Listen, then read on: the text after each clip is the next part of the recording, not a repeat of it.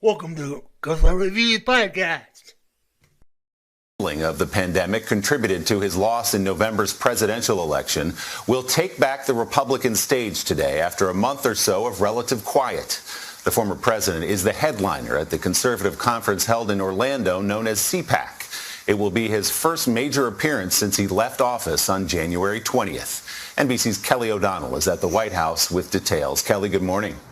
Good morning, Willie. This is something we have not seen in modern American politics. A defeated former president who will not head quietly into retirement and instead wants to have command and control of his party. Today, Donald Trump will have plenty to say. This gilded icon is a centerpiece at CPAC, the conference for conservatives, where Donald Trump hugged the American flag last time and where today he will mark his return to the national political stage, just over 5 weeks after he left office, defeated and twice impeached. We will be back in some form. His son and namesake set the bar high. I assure you that it will solidify Donald Trump and all of your feelings about the MAGA movement as the future of the Republican Party. During the conference, I love Donald Trump.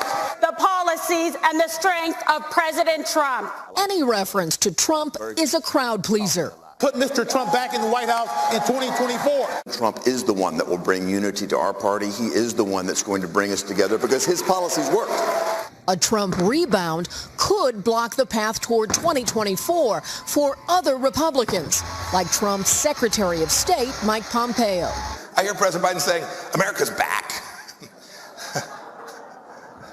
Back to what? The Biden White House says it's ignoring CPAC and is instead focused on COVID. The people of this country have suffered far too much for too long. We need to relieve that suffering.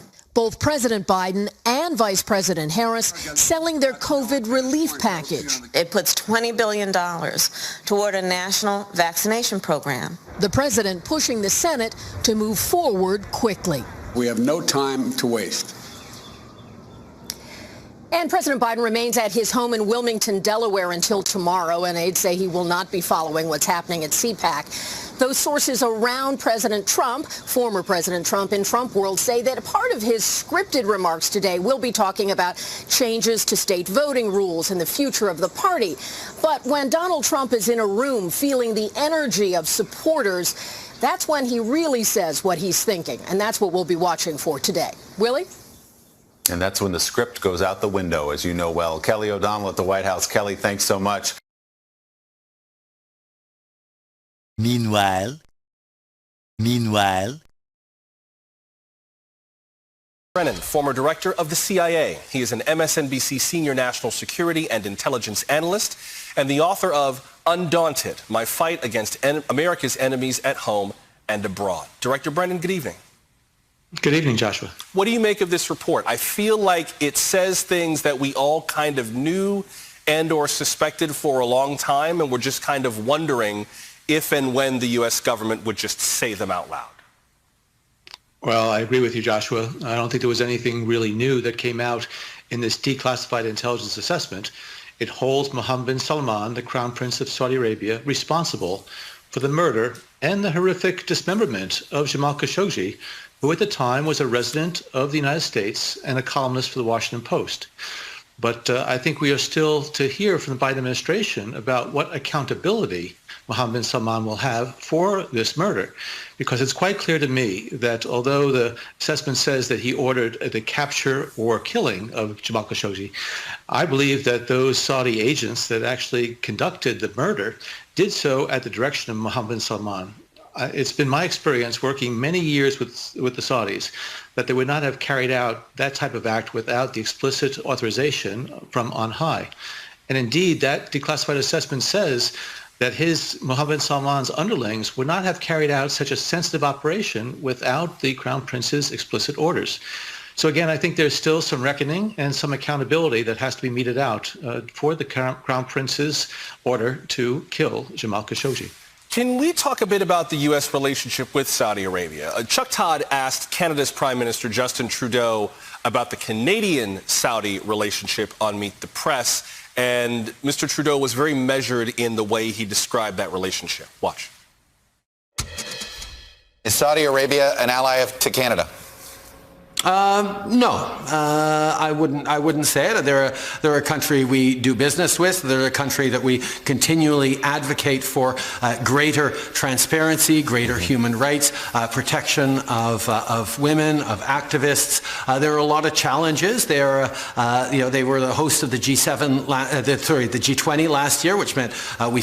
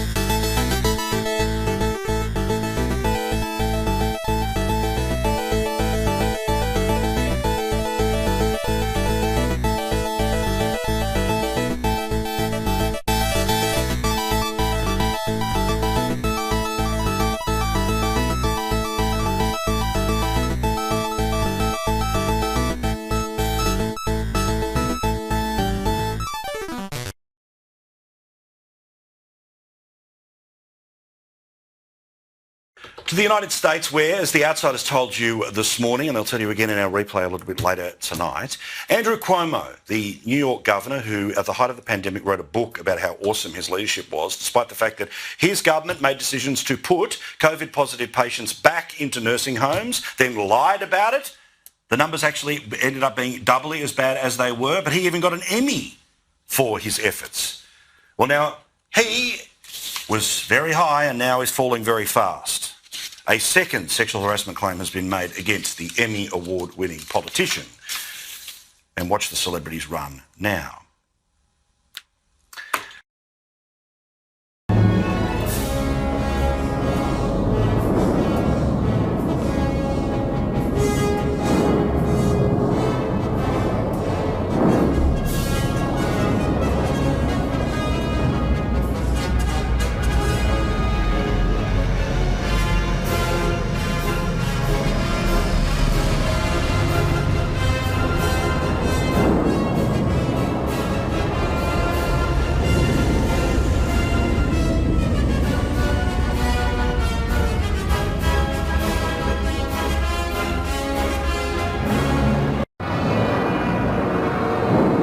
Report, she claims he sexually harassed her.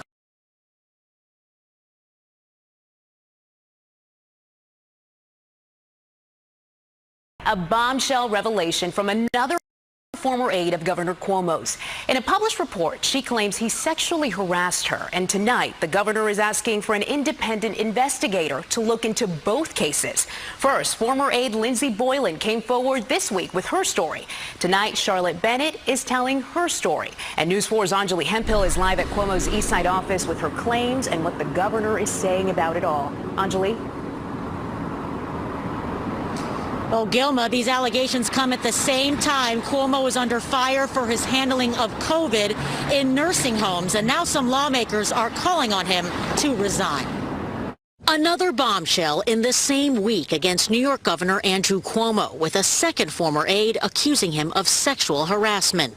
According to an article by the New York Times, 25-year-old Charlotte Bennett says Governor Cuomo asked her inappropriate questions about her sex life, whether she was monogamous in her relationships, and if she had ever had sex with older men.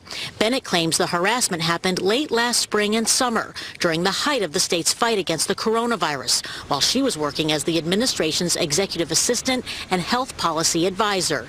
The governor responding in a statement Saturday night saying in part, quote, "I never made advances toward Miss Bennett, nor did I ever intend to act in any way that was inappropriate. The last thing I would ever have wanted was to make her feel any of the things that are being reported." But this is now the second woman to accuse the governor of sexual harassment. Earlier this week, a former aide named Lindsay Boylan came forward with detailed allegations, claiming that in 2018, Cuomo kissed her on the lips in his 3rd Avenue office, and there were times he inappropriately touched her back, legs, and arms. She also says the governor would refer to her by the name of Lisa, an ex-girlfriend she apparently resembled. Boylan is currently running for Manhattan Borough President and first raised these allegations late last year. Cuomo's office has denied Boylan's claims, calling them completely false. But when it comes to Miss Bennett's recent allegations, Cuomo has called for an independent investigation, saying this situation cannot and should not be resolved in the press. "I believe the best way to get to the truth is through a full and thorough outside review, and I'm directing all state employees to comply with that effort." The governor has already named former federal judge Barbara Jones to lead that investigation, who's known for her work with the New York Catholic Archdiocese in 2019, investigating sexual abuse by priests.